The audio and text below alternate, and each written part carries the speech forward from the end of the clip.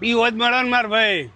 ઉનાળો તો જો કેવો તપી રહ્યો હોય અને આ છોકરાના એડમિશન માટે ફરીને થાક્યો. કોઈ મેળ જ પડતો નહીં. અલ્યા તમારે આ બધું ટેન્શન લેવાની જરૂર જ નહીં.